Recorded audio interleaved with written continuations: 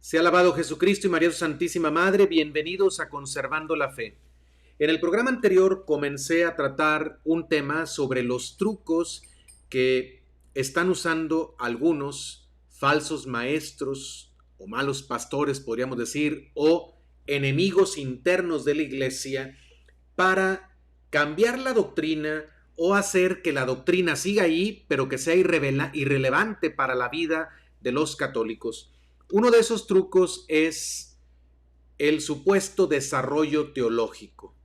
Si no vieron el video anterior en el que hablé del desarrollo teológico, por favor les invito a que vayan a verlo, porque esta es una continuación del programa anterior.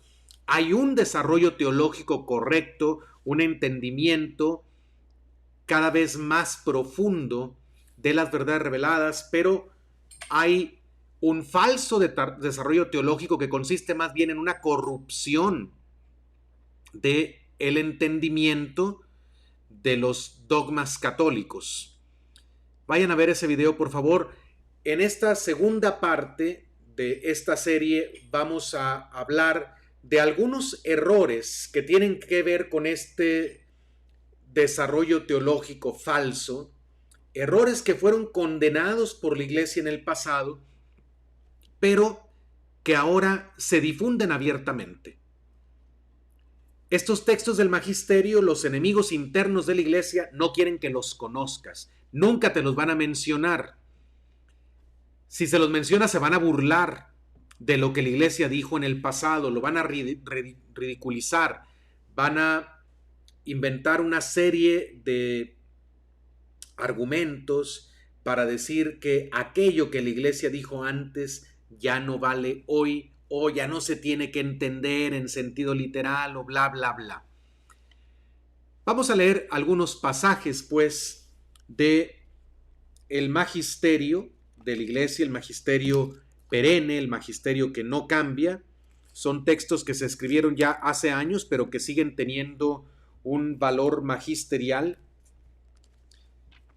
Y con esto, pues, vamos a ver cómo efectivamente hay errores que a la fecha se siguen difundiendo, pero que fueron ya condenados en el pasado.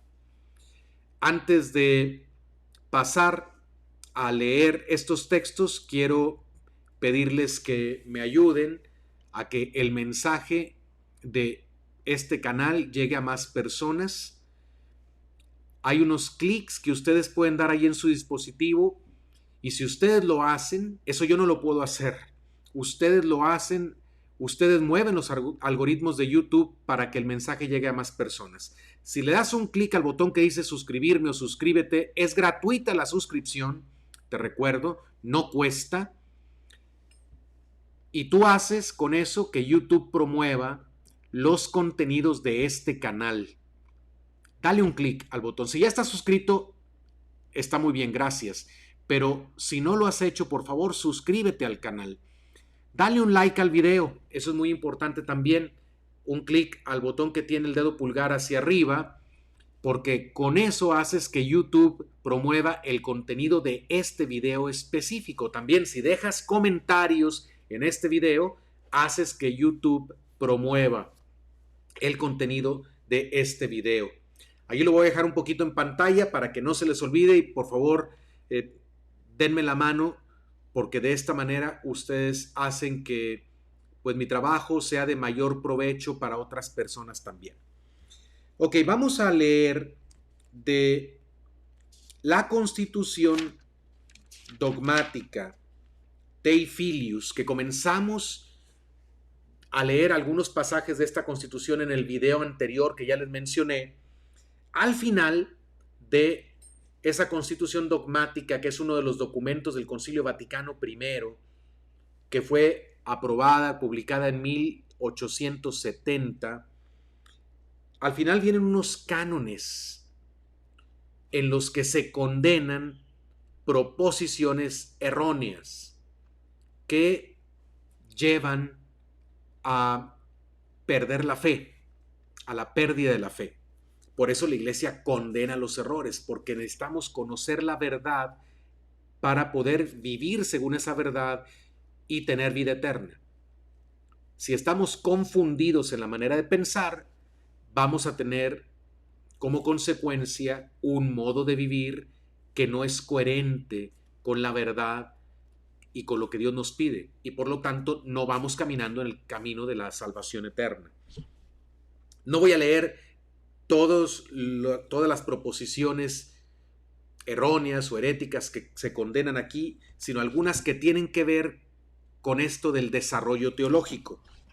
Dice sobre la fe, el número 4, una proposición errónea, condenada, es: si alguno dijere que no puede darse ningún milagro y que por ende todas las narraciones sobre ellos, aun las contenidas en la Sagrada Escritura, hay que relegarlas entre las fábulas o mitos, o que los milagros no pueden nunca ser conocidos con certeza y que con ellos no se prueba legítimamente el origen divino de la religión cristiana, sea anatema.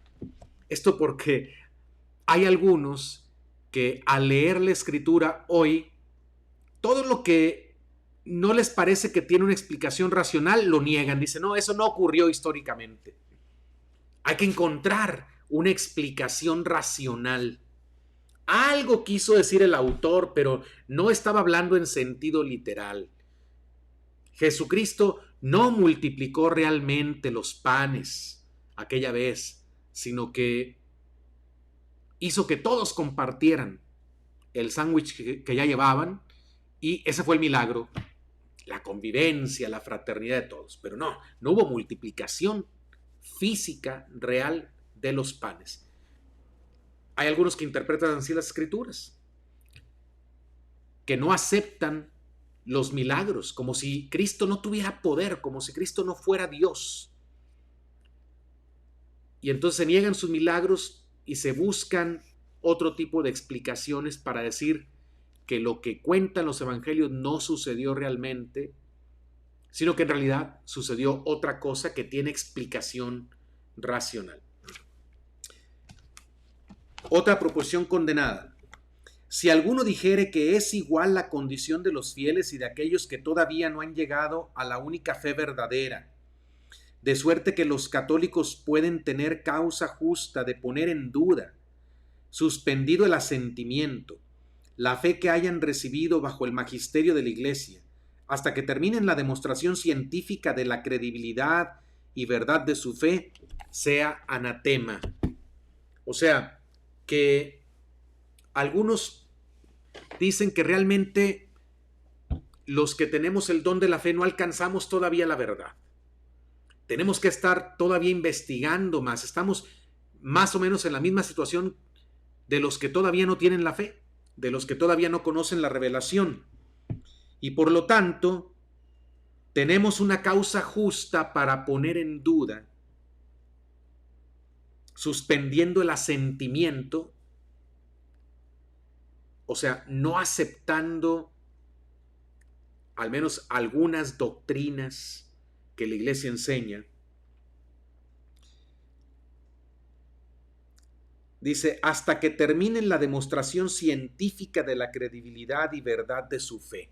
O sea, hasta que tengamos elementos de las ciencias que nos convenzan para que podamos creer esas doctrinas, podemos como suspender nuestro asentimiento.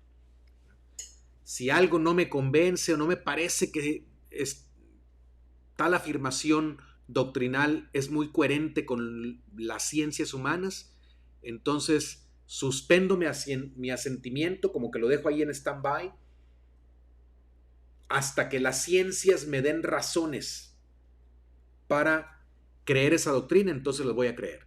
Esa proposición, ese modo de pensar está condenado. Eso es un error.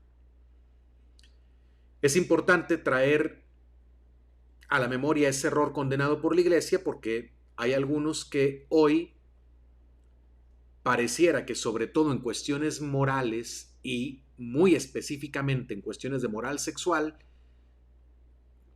pretenden que lo que la Iglesia siempre ha creído pues ya no tenemos que creerlos porque no está en conformidad con las ciencias o con lo que nos dice la ciencia. Entonces dicen, hay que discernir más. Y ese discernir más no significa preguntarle a la palabra de Dios o a la tradición. Ese discernir más significa preguntarle a las supuestas ciencias humanas. Digo supuestas porque ya vimos en el video anterior que la verdadera ciencia no contradice la fe. La fe supera la inteligencia humana, pero no es irracional. Entonces es importante tener en cuenta este error ya condenado en el que parece que algunos hoy siguen cayendo. Otro error condenado es el siguiente: si alguno dijere que las disciplinas humanas han de ser tratadas con tal libertad que sus afirmaciones han de tenerse por verdaderas, aunque se opongan a la doctrina revelada, y que no pueden ser prescritas por la Iglesia en un sentido distinto del que entendió y entiende la misma Iglesia, sea anatema. Fíjense bien lo que está condenando la Iglesia aquí, lo que ya condenó. Decir que las ciencias humanas tienen que ser tratadas con tal libertad que sus afirmaciones han de tenerse por verdaderas aunque se opongan a la doctrina revelada. Como si la fe y la recta razón se pudieran contradecir. Ya expliqué en el video anterior por qué esto no es posible, no lo voy a repetir. Pero de allí viene el error de pensar que las ciencias humanas son totalmente independientes de la fe, que no hay ninguna relación entre fe y razón, entre teología y ciencias humanas, entre verdades de fe y verdades que conocemos por las ciencias humanas, que incluso hay afirmaciones de la ciencia que contradicen la fe y que se deben de tener por ciertas. Les decía en el video anterior cómo hay algunos que prefieren darle más crédito a la ciencia del hombre, a la inteligencia humana, que a la sabiduría divina. La doctrina católica nos enseña que si hay una contradicción entre ciencias humanas y verdad revelada, tenemos que pensar que el error está en el hombre, no en Dios. Y entonces, ese conocimiento o supuesto conocimiento científico es el que tenemos que cuestionar, porque contradice la revelación. Pero lo que otros hacen hoy, lo hacían en el pasado y lo siguen haciendo hoy, es que cuando hay esa contradicción, niegan la doctrina en favor del conocimiento humano o supuesto conocimiento humano, aunque sea falso.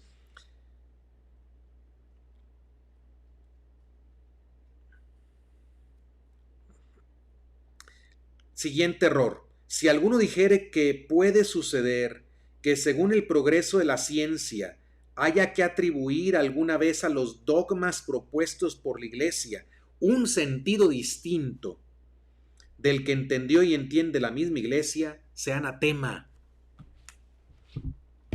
Miren qué importante es este error condenado, porque por aquí van muchos en este tiempo.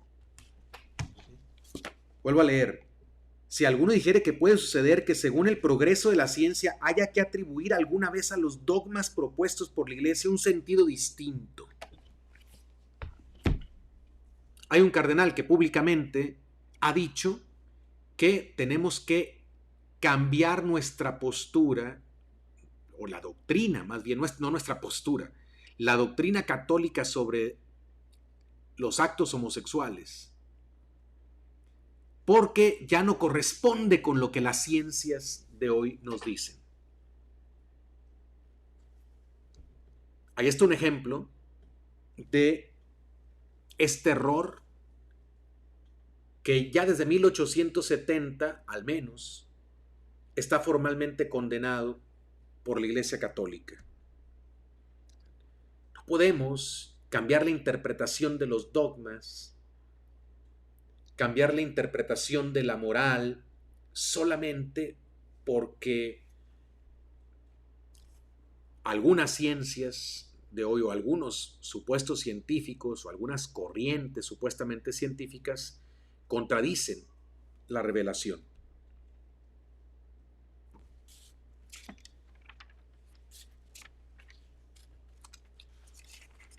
Ahora voy a leerles unos pasajes del decreto del Santo Oficio. El Santo Oficio es lo que ahora se llama el Dicasterio para la Doctrina de la Fe.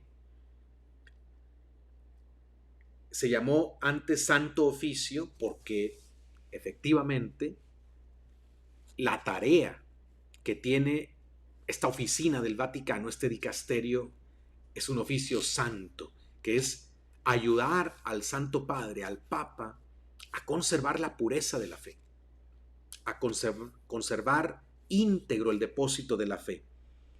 Este decreto del Santo Oficio se llama Lamentabili, es del 3 de julio de 1907. Fue aprobado por un Papa Santo, el Papa San Pío X, y se refiere a los errores de los modernistas. Voy a leer solo algunos de los errores que menciona este decreto Lamentabili, para que vean cómo errores condenados en el pasado se siguen difundiendo abiertamente hoy en la iglesia, lamentablemente. La interpretación que la iglesia hace de los libros sagrados no debe ciertamente despreciarse, pero está sujeta al más exacto juicio y corrección de los exégetas. ¿Quiénes son los exégetas? Son los expertos en Sagradas Escrituras que, utilizando o con el recurso de las ciencias humanas, tratan de interpretar la palabra de Dios. Pero aquí lo que está diciendo, el error consiste en lo siguiente, en pensar que el juicio de los exégetas, que algunos de ellos ya han perdido la fe, porque ya no interpretan la Biblia según la tradición. Eso que estoy diciendo es muy importante. Si no han visto el video anterior, vayan a verlo, porque ahí explico más claramente, más detenidamente, por qué es importante la tradición para interpretar la Biblia. Un exégeta verdaderamente católico interpreta la Escritura en la misma línea de la tradición, no en contra de la tradición. Pero hay exégetas que han perdido la fe, por lo tanto, ellos ya no toman en cuenta la tradición, el modo como los santos padres, los doctores de la iglesia, los concilios han interpretado en el pasado los pasajes bíblicos, sino que quieren traer una interpretación fundada únicamente en los datos que nos dan las ciencias modernas, de las que se valen los que estudian textos antiguos de cualquier tipo. Entonces, el error está en poner lo que estos exégetas concluyen por encima de la interpretación que la iglesia ha hecho de los libros sagrados. O sea, el juicio de los exégetas es más exacto. Incluso pueden llegar a corregir estos exégetas la interpretación que la iglesia ha dado en el pasado a los textos. Este es un error. Pero es un error que se difunde en nuestro tiempo. Porque hay muchos comentarios de exégetas contemporáneos que contradicen lo que la iglesia antes ha enseñado, el modo como la iglesia ha interpretado las escrituras, y algunos se fundan para su predicación, para sus catequesis, más en lo que enseñan estos exégetas que en lo que ha enseñado siempre la iglesia.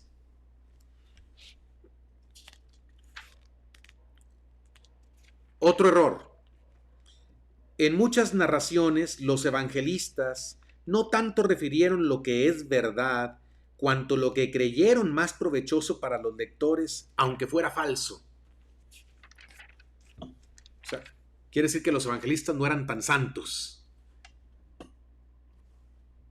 Tenían buena voluntad, pero no eran tan santos, porque según este error, los evangelistas no trataron de enseñar la verdad de lo que hizo y dijo Jesucristo, sino, como dice aquí, simplemente pusieron por escrito lo que creyeron que era más provechoso para los lectores. ¿A dónde nos lleva este error? A dudar de la historicidad de los evangelios. Nos lleva a preguntarnos, ¿qué de lo que dicen los evangelistas realmente sucedió y qué realmente no sucedió? ¿Qué realmente dijo Jesucristo y qué nunca dijo? ¿Y cómo lo vamos a saber? ¿Quién nos va a decir qué sucedió o qué no sucedió? ¿Qué realmente dijo Jesús o qué no dijo? No es la iglesia, sino los exégetas, los expertos en la materia. Pero este es un error.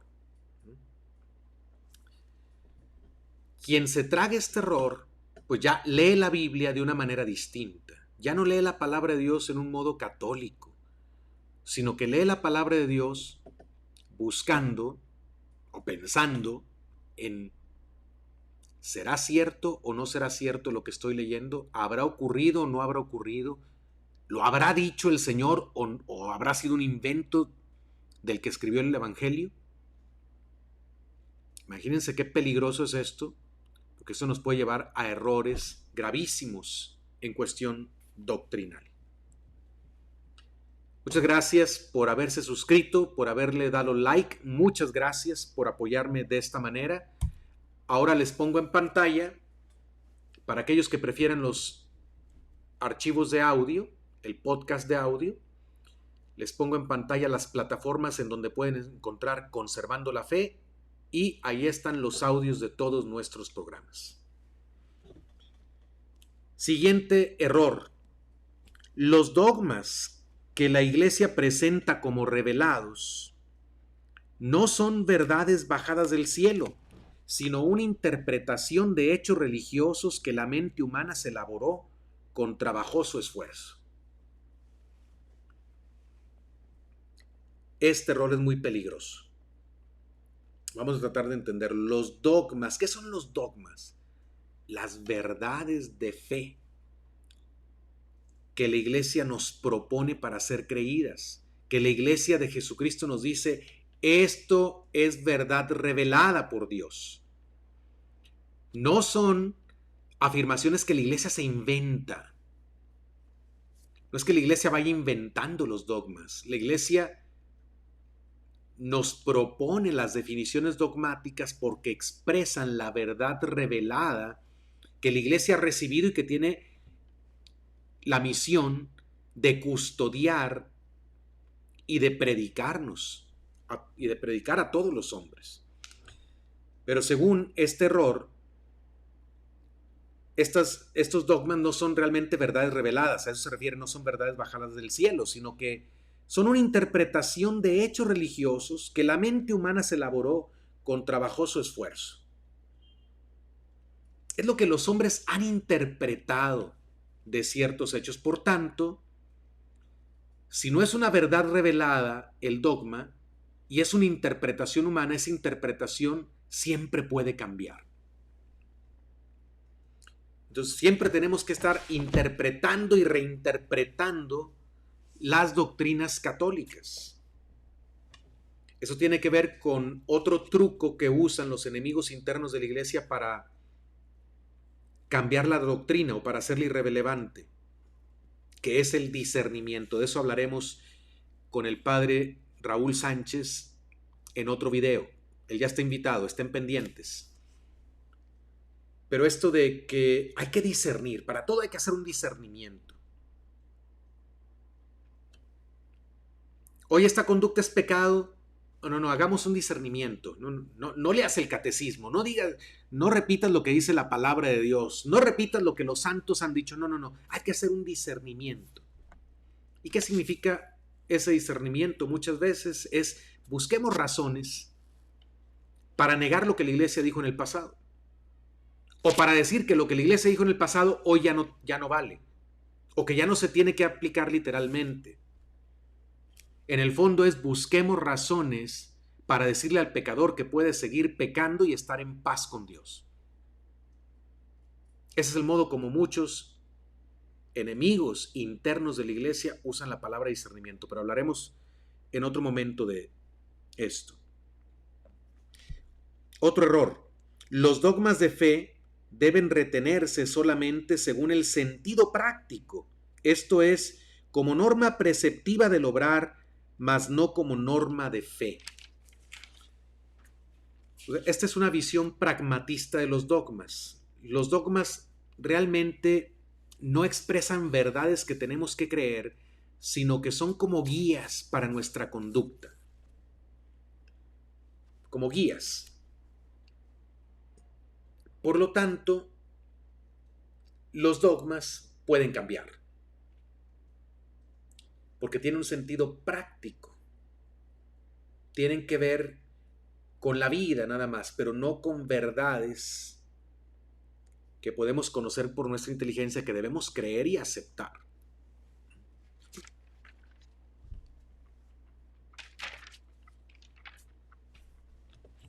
Otro error. Cristo no enseñó un cuerpo determinado de doctrina, aplicable a todos los tiempos y a todos los hombres, sino que inició más bien cierto movimiento religioso adaptado o para adaptar a los diversos tiempos y lugares. O sea, Cristo nada más vino a enseñar el amor a Dios y al prójimo, pero un amor así no definido. Es lo más importante, nada más. Estar en armonía con Dios y con el universo y con los hermanos, etc. Pero no vino Cristo realmente a enseñar un determinado cuerpo de doctrina. O sea, Cristo no vino a traer doctrinas. Por eso quienes creen así, al que enseña la doctrina le dicen despectivamente doctrinero, adoctrinador, proselitista. Porque ellos en el fondo no creen que Cristo vino a traer una doctrina. Cuando Pedro le dijo a Jesús, solo tú tienes palabras de vida eterna, o cuando Jesús dice, mis palabras son espíritu y vida, ahí se están refiriendo a la doctrina, a la verdad que Jesucristo nos vino a traer. Claro que Jesucristo vino a enseñarnos una doctrina, porque la doctrina no son ideas nada más, son verdades sobre quién es el verdadero Dios, el único Dios, sobre quiénes somos nosotros, sobre cuál es el sentido de nuestra existencia, sobre cuál es el plan de Dios para nosotros, sobre cuál es el sentido del universo en el que vivimos, sobre cómo podemos alcanzar nuestro fin último sobrenatural. Esas son doctrinas, son verdades que Cristo reveló. Pero los enemigos de la iglesia, los que son lobos rapaces vestidos de oveja, confunden al rebaño, no hablando de las verdades de la fe, sino predicando un Cristo diluido. Al Señor Jesucristo nada más vino a anunciar el amor y ya. Lo que eso signifique, lo que eso entienda cada quien.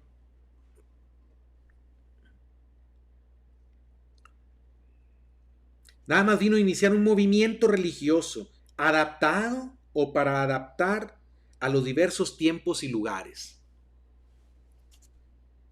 Pero este cristianismo diluido, no sólido, que no tiene ningún cuerpo doctrinal, más que una vaga idea del amor, pues se puede ir adaptando a diversas épocas. Se puede tener amor hoy fornicando, cometiendo adulterio, realizando actos contrarios a la naturaleza en el que puede entender que entienda, abortando. Todo se puede hacer con el pretexto del amor. podemos, con el pretexto del amor, ya no hablar del Dios verdadero y predicar nada más una fraternidad universal en la que no importe que se le dé culto, honra al verdadero Dios, en la que no importe quién es el verdadero Dios, si no hay un cuerpo doctrinal. Es un cristianismo diluido, que es amorfo, que realmente lo que le da forma a ese cristianismo es, pues, la cultura de cada época, las condiciones de cada época. Ese error está muy extendido en nuestro tiempo. Otro error que menciona aquí Lamentable y dice: la doctrina cristiana fue en sus comienzos judaica y por sucesivos desenvolvimientos se hizo primero paulina, luego joánica y finalmente helénica y universal. Este es un error también muy extendido hoy.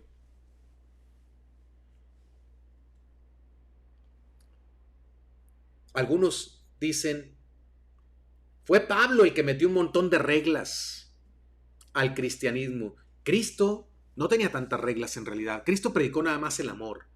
Pablo fue el que habló de pecados y Pablo de alguna manera estaba obsesionado con el sexo, por eso mencionaba la sodomía, por eso mencionaba la fornicación, por eso el adulterio, por eso la impureza. Pero eso fue Pablo, eso no fue Cristo. O sea, el error es pensar que la doctrina cristiana primero fue judaica. O sea, lo que Cristo vino a enseñar prácticamente, pues, era una doctrina de los judíos, que luego Pablo de alguna manera alteró o le añadió cosas a esa doctrina. Y luego joánica, después vino Juan y también le puso de su parte. Y luego finalmente se hizo helénica, o sea, el pensamiento pagano de los griegos se metió al cristianismo y de algún modo también transformó esa doctrina. Y porque ya que se hizo helénica, la adoptó el Imperio Romano y se hizo universal, la doctrina cristiana. Pero entonces una doctrina así no es realmente una doctrina cristiana en el sentido que venga de Cristo. Es más bien como un platillo en el que muchos han puesto ahí sus ingredientes.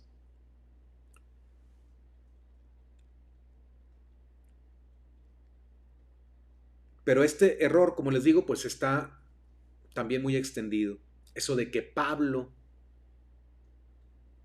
sobre todo a San Pablo lo acusan de eso porque pues en sus cartas habla con mucha claridad de ciertas conductas que son pecado, que nos impiden entrar en el reino de Dios.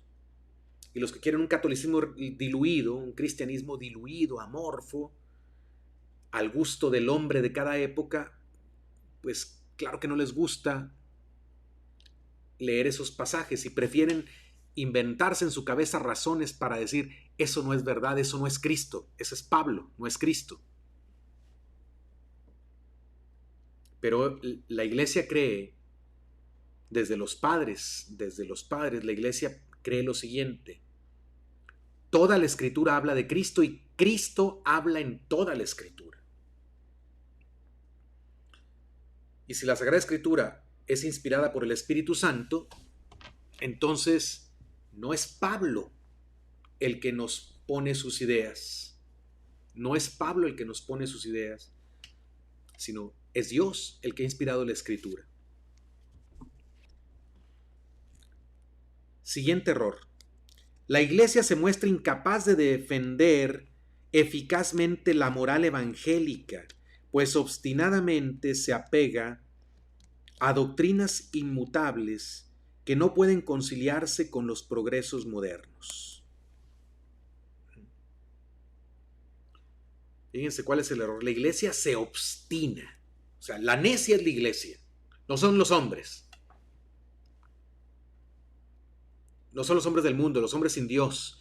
La iglesia es la necia, que se obstina, se apega a doctrinas inmutables que ya no pueden conciliarse con los progresos modernos.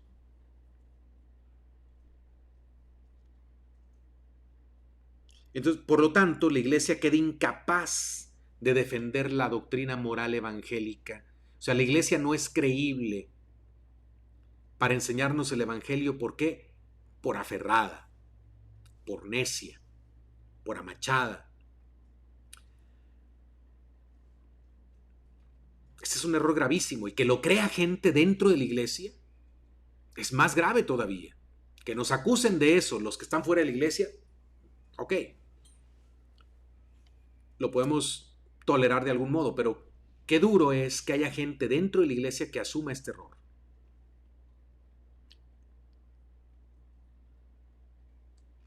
Son los que dicen, ¿cómo puede la Iglesia seguir enseñando que no es lícito usar anticonceptivos artificiales en el matrimonio? ¿Cómo es posible que sigamos aferrados a esa doctrina del pasado? ¿Cómo es posible que sigamos aferrados a que el matrimonio sea indisoluble y que no podamos bendecir otra relación, una nueva relación para los casados que por alguna manera ya no viven con su legítimo esposo o esposa y quieren entrar en otra relación? ¿Cómo es posible que sigamos aferrados a esas cosas del pasado? Vamos a perder gente. ¿Cómo es posible que sigamos afirmando que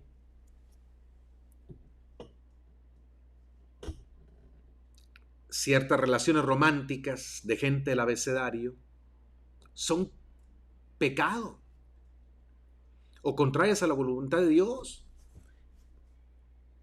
Con esas necedades, dicen algunos, nadie va a querer venir a la iglesia. Y así son los que piensan que la doctrina tiene que conciliarse con los progresos modernos o con lo que los hombres entienden por progreso moderno.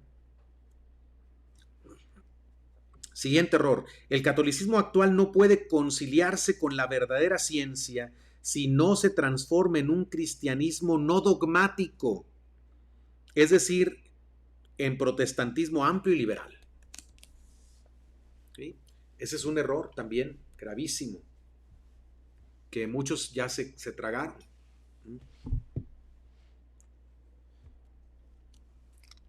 Para que la iglesia se concilie con las ciencias, necesita dejar de ser dogmática. De hecho, en muchos ámbitos la palabra dogmático se entiende en sentido negativo. Si alguien es muy dogmático, eso no se entiende como una virtud. No se entiende en el sentido de que alguien está muy apegado a la verdad y quiere mantenerse en la verdad. No, dogmático es un necio. Un necio que se aferra a sus ideas y no quiere cambiar.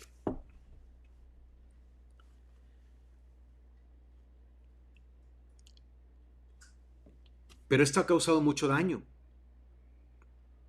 ¿Por qué? Sobre todo en la catequesis, en la formación de los católicos, en muchas parroquias, en movimientos católicos, en colegios católicos, se presenta este tipo de cristianismo no dogmático. O sea, por eso ya no se insiste en el catecismo básico, en las verdades que el cristiano debe de creer, sostener y vivir para salvarse. No, no, no. Ahora hay que enseñar un cristianismo no dogmático. Puedes tener un montón de opiniones, no importa lo que creas, con que ames está bien. Sin especificar qué es el amor, sin definir qué es el amor. Un cristianismo no dogmático. Y de esa manera estamos abiertos a lo que las ciencias nos dicen. Así, ese cristianismo se puede conciliar con las ciencias si niega sus dogmas.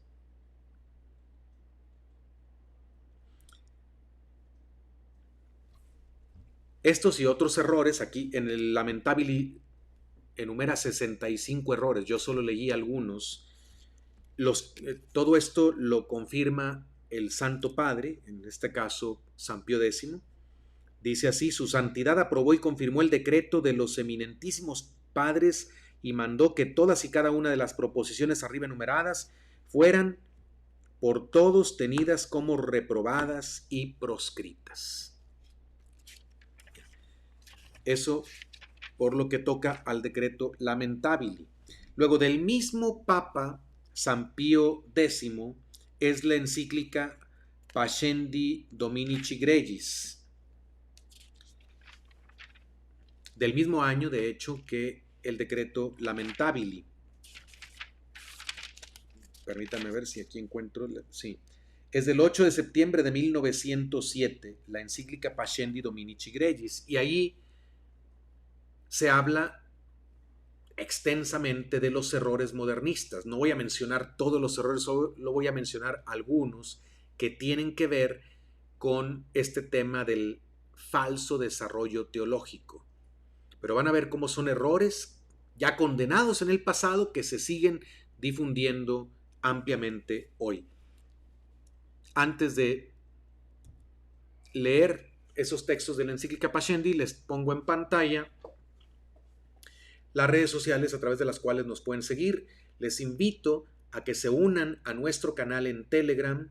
Ahí en Telegram yo con frecuencia subo algunos archivos de audio y a veces también hago algunas sesiones de preguntas y respuestas. Información que no alcanzo a compartir a través de este canal de YouTube. Así es que únanse a nuestro canal en Telegram. Ahí está cómo nos pueden encontrar. También les invito a que se den de alta en la red que estamos haciendo a través de WhatsApp.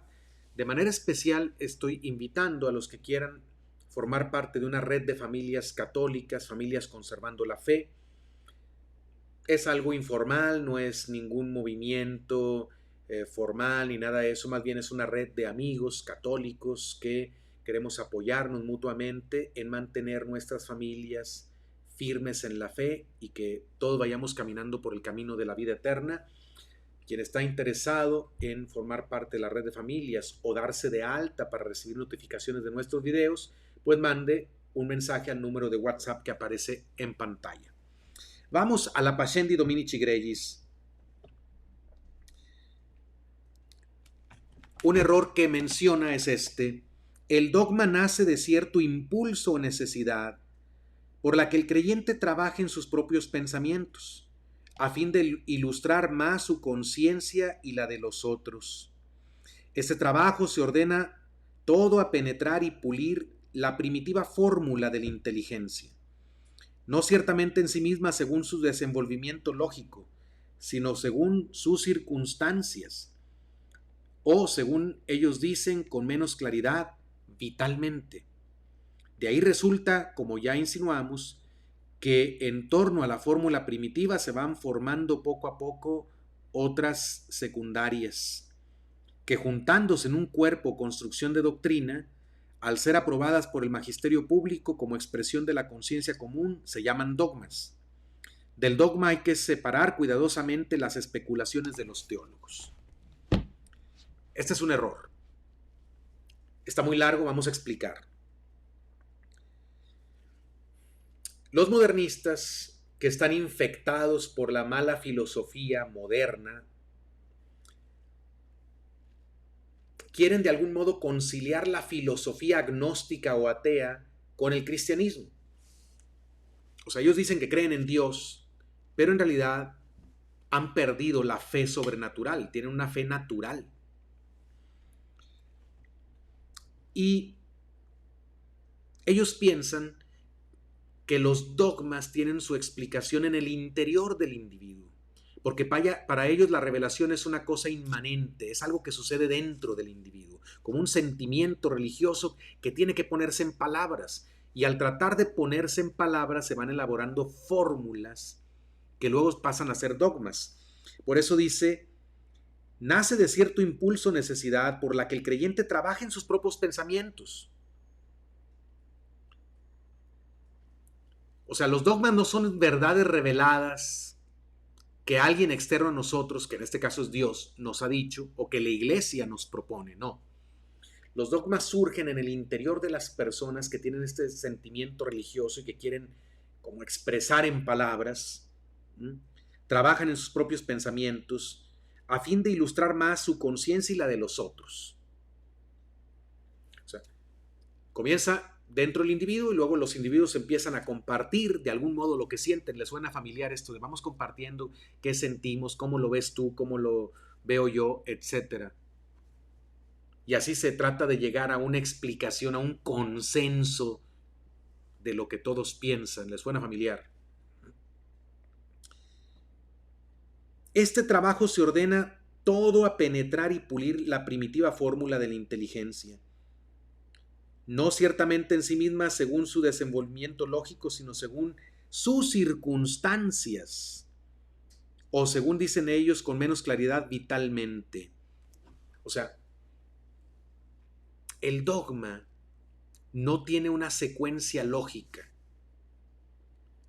El desarrollo teológico, según esta concepción equivocada, no es un entendimiento cada vez más profundo, consecuencia lógica de los misterios revelados, sino que es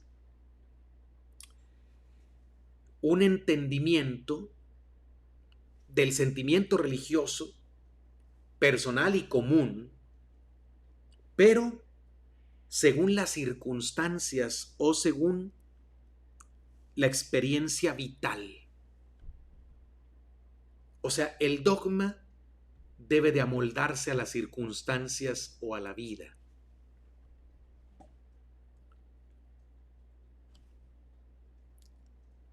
Entonces,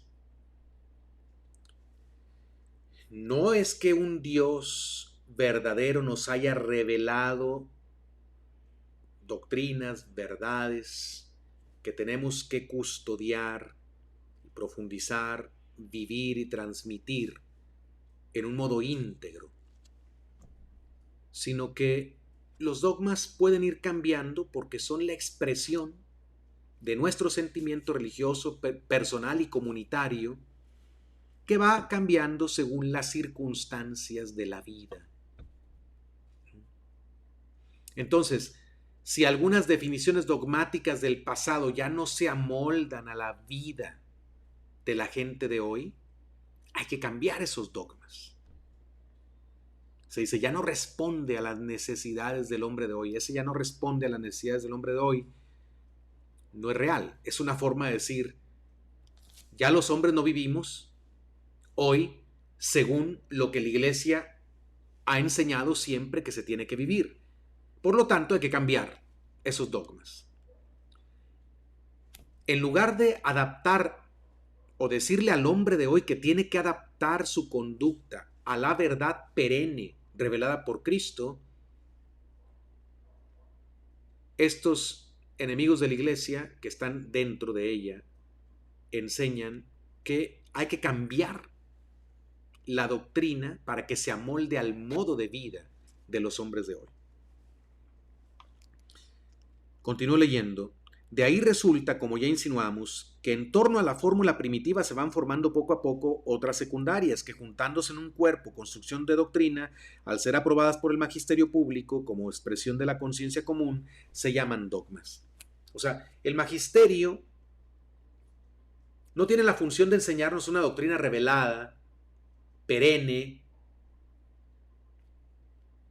inmutable, sino simplemente confirma lo que todos los individuos que supuestamente tienen fe van expresando y van proponiendo que sea el dogma. ¿Les suena parecido? ¿Les suena familiar a cosas que pasan dentro de la iglesia hoy? Pues estos errores ya estaban condenados hace tiempo, hace más de un siglo. Desgraciadamente se siguen enseñando abiertamente. Si no con plena conciencia, sí, al menos acríticamente o irreflexivamente se sigue actuando según esos errores. Ahora voy a leer unos párrafos de El juramento antimodernista que promulgó el Papa San Pío X el 1 de septiembre de 1910 en su motu proprio Sacrorum Antistitum. La obligación de prestar este juramento a todos los que se iban a ordenar sacerdotes, a todos los que iban a ocupar un cargo público en la iglesia, un ministerio en la iglesia, de párroco, por ejemplo, de maestro en el seminario, etc. Esta obligación se eliminó en 1967, o sea, la crisis de los 60.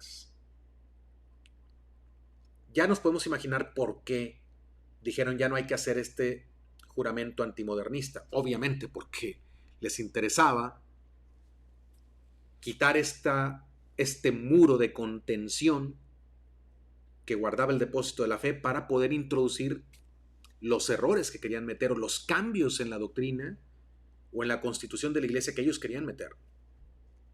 Estos enemigos internos de la iglesia. Comienza así el juramento: yo, y luego la persona tiene que decir su nombre, abrazo y acepto firmemente todas y cada una de las cosas que han sido definidas, afirmadas y declaradas por el magisterio inerrante de la Iglesia, principalmente aquellos puntos de doctrina que directamente se oponen a los errores de la época presente. Y vamos a ver que esos errores de la época de 1910 siguen estando presentes en nuestro tiempo. No voy a leer todo el juramento, voy a leer algunos párrafos nada más. En el punto 4 dice: acepto sinceramente la doctrina de la fe transmitida hasta nosotros desde los apóstoles por medio de los padres ortodoxos, siempre en el mismo sentido y en la misma sentencia. O sea, nada de que por el desarrollo teológico ahora creemos algo distinto de lo que se enseñó en el pasado. O ahora decimos que lo que antes era pecado ahora ya no es pecado. O que en ciertos casos ya no es pecado. O que se puede seguir pecando sin ofender a Dios por el desarrollo teológico. No. Siempre en el mismo sentido y en la misma sentencia, y por tanto, de todo punto rechazo la invención herética de la evolución de los dogmas, que pasarían de un sentido a otro diverso del que primero mantuvo la Iglesia. Igualmente condeno todo error por el que al depósito divino entregado a la esposa de Cristo, y que por ella ha de ser fielmente custodiado, sustituye un invento filosófico o una creación de la conciencia humana, lentamente formada por el esfuerzo de los hombres y que en adelante ha de perfeccionarse por progreso indefinido. Entonces rechazo, condeno ese error de que el depósito entregado a la iglesia, el depósito de la fe, se puede sustituir por un invento filosófico, una creación de la conciencia humana lentamente formada por el esfuerzo de los hombres. O sea, el consenso de todos puede sustituir el depósito de la fe. Y yo creo que en muchos ambientes católicos ahorita estamos al borde de esa línea, si no es que ya se cruzó esa línea, de pretender que el consenso de todos es lo que realmente el Espíritu Santo nos dice hoy, aunque contradiga lo que la Iglesia ha enseñado siempre. En el quinto punto dice así: sostengo con toda certeza y sinceramente profeso que la fe no es un sentimiento ciego de la religión que brota de los escondrijos de la subconsciencia, bajo presión del corazón y la inclinación de la voluntad formada moralmente. O sea, la fe no es un sentimiento, una emoción, en pocas palabras. Continúo leyendo. Sino un verdadero asentimiento del entendimiento a la verdad recibida de fuera por oído. O sea, la fe no es un sentimiento religioso de amor a Dios, una emoción que me hace creer lo que yo quiero, el Dios en que yo quiero creer. No. La fe es un asentimiento, una aceptación del entendimiento, o sea, mi inteligencia acepta la verdad que recibe, que viene de fuera de mí. No es lo que yo creo, el Dios que yo me imagino. La verdad mía, mi verdad que yo quiero creer, no. No depende de mi gusto, no depende de mi ánimo, no me depende de mi estilo de vida, no depende de si me conviene o no me conviene. Es el asentimiento, una verdad recibida de fuera por oído, por el que creemos ser verdaderas las cosas que han sido dichas, atestiguadas y reveladas por el Dios personal, Creador y Señor nuestro, y lo creemos por la autoridad de Dios sumamente veraz.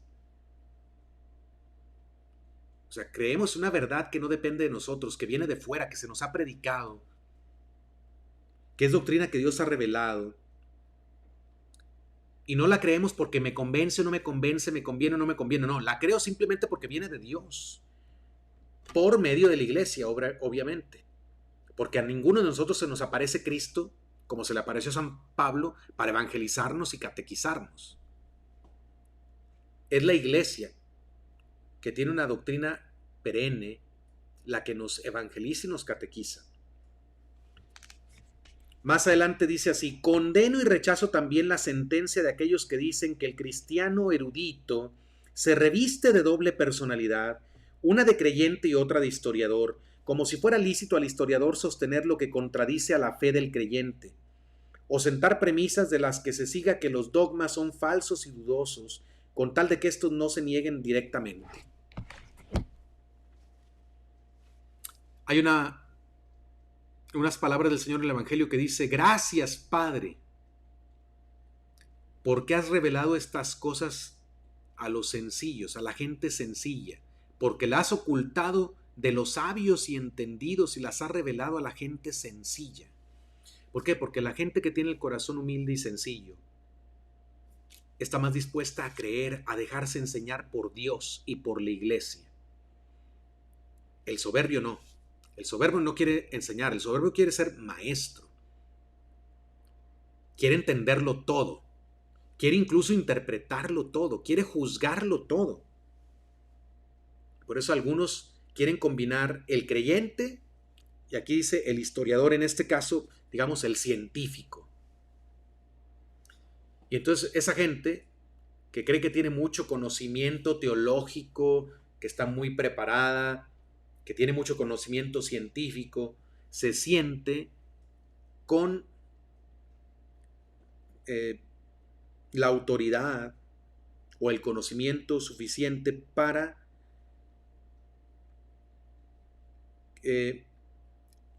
presentar los dogmas como falsos o dudosos, con tal de que estos no se nieguen directamente.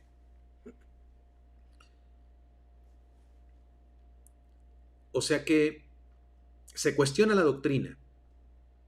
No se llega a negar directamente. Pues claro, no se niega directamente porque quien lo haga queda de manifiesto que es un hereje. Pero se cuestionan las doctrinas, se relativizan, se minimizan. Todo con el pretexto de una ciencia humana, de un elevado nivel teológico. Pero yo creo que a esto se les aplican las palabras de Pablo, que dice: jactándose de sabios, se volvieron estúpidos. O sea, por sentirse grandes según la sabiduría humana, se volvieron estúpidos para Dios, porque les queda inaccesible la sabiduría divina, porque no la quieren aceptar por su soberbia. Continúo leyendo: repruebo igualmente el método de juzgar e interpretar la Sagrada Escritura, que sin tener en cuenta la tradición de la Iglesia, la analogía de la fe y las normas de la sede apostólica, sigue los delirios de los racionalistas y abraza no menos libre que temerariamente la crítica del texto como regla única y suprema. De eso ya hablamos. O sea, interpretar la Biblia no según la tradición de la Iglesia, no recurriendo a lo que la Iglesia siempre ha comprendido y seguir en esa misma dirección, sino recurriendo únicamente a las ciencias humanas de interpretación de textos, de cualquier tipo de texto, pero sin tener en cuenta la tradición. Continúo. De manera general, finalmente, me profeso totalmente ajeno al error por el que los modernistas sostienen que en la sagrada tradición no hay nada divino, o lo que es mucho peor, lo admiten en sentido panteístico, de suerte que ya no quede sino el hecho escueto y sencillo que ha de ponerse al nivel de los hechos comunes de la historia, a saber, unos hombres que por su industria, ingenio y diligencia continúan en las edades siguientes la escuela comenzada por Cristo y sus apóstoles. Analicemos en qué consiste este error, porque está largo el párrafo. Me profeso totalmente ajeno al error por el que los modernistas sostienen que en la sagrada tradición no hay nada de divino. Esto ya casi nos lleva al protestantismo, o sea, afirman solo la escritura, la tradición no. La tradición es puras tradiciones humanas, puras ideas de hombres, no hay nada de divino ahí. O admiten la tradición pero en sentido panteístico, en los que ha de poner al nivel de los hechos comunes de la historia unos hombres que por su industria, ingenio y diligencia continúan en las edades siguientes la escuela comenzada por Cristo. O sea, es un cristianismo diluido. Jesucristo vino a predicar el amor a Dios y a los hombres, un amor genérico, como ya les mencioné, y la iglesia lo que tiene que hacer hoy es continuar esa escuela fundada por Cristo, nada más, pero sin dogma, sin doctrina. Continúo leyendo. Por tanto, mantengo firmísimamente la fe de los padres y la mantendré hasta el postrer aliento de mi vida sobre el carisma cierto de la verdad, que está, estuvo y estará siempre en la sucesión del episcopado desde los apóstoles. Aquí, quien hace este juramento se mantiene firme a lo que los apóstoles y la iglesia han enseñado siempre, a lo que los padres de la iglesia enseñaron. Continúo leyendo. No para que se mantenga lo que mejor y más apto pueda proceder conforme a la cultura de cada edad, sino para que nunca se crea de otro modo, nunca de otro modo, se entienda la verdad absoluta e inmutable predicada desde el principio por los apóstoles. Atención a esas últimas palabras de este juramento antimodernista. Dice que me mantengo firmísimamente en la fe de los apóstoles, pero, atención, no para que se mantenga lo que mejor y más apto pueda parecer conforme a la cultura de cada edad. Porque los falsos maestros, los enemigos internos de la iglesia, quieren hoy presentar la doctrina nada más que parece agradable o conveniente a los hombres del mundo. Y la doctrina que les suena desagradable ya no la quieren predicar, quieren cambiarla, por lo menos silenciarla. Quieren predicar nada más lo que parece más apto o conforme a la cultura de la edad. Entonces, de ciertos temas no hay que hablar porque eso no gusta a los hombres de hoy. No es políticamente correcto, entonces no lo menciones. O cuestiónalo, ponlo en duda, o di que no vale eso para hoy, valía antes, pero ya no vale hoy. O di, no vamos a cambiar la doctrina. Nada más estamos tomando algunas acciones pastorales, que en el fondo significa vivan como les dé la gana independientemente de la doctrina. Pero dice, para eso no es la doctrina de los apóstoles, dice, sino para que nunca se crea de otro modo, nunca de otro modo se entienda la verdad absoluta. Eso es lo que tenemos que buscar todos los católicos. No adaptar la iglesia y la doctrina de la iglesia a los hombres de hoy. Y peor todavía, a los hombres ideologizados de hoy.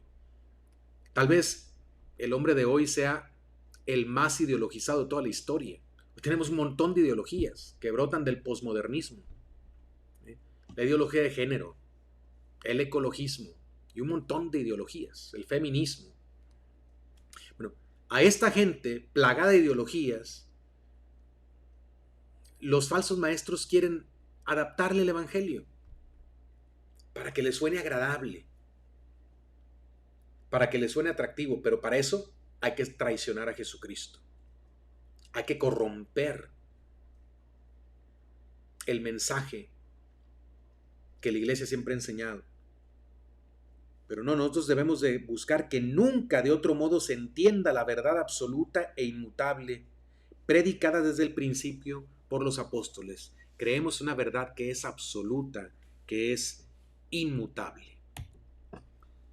Queridos amigos, hemos llegado pues al final de este programa. Espero haber podido explicar para ustedes estos textos interesantes del magisterio, textos que los enemigos internos de la Iglesia no te van a mencionar, que no quieren que conozcas, y que si acaso te los mencionan será seguramente para criticarlos, porque estos pasajes del magisterio de la Iglesia nos previenen precisamente contra los errores que hoy algunos en la Iglesia nos quieren imponer. Espero que todo esto nos sirva para conservar la fe, para no dejarnos desviar por las ideas de moda que se difunden lamentablemente hoy también dentro de la Iglesia Católica. Soy el Padre Juan Rezo García. Deseo que Dios los bendiga a todos y les recuerdo, conserven su fe. Que viva Cristo Rey. Hasta la próxima.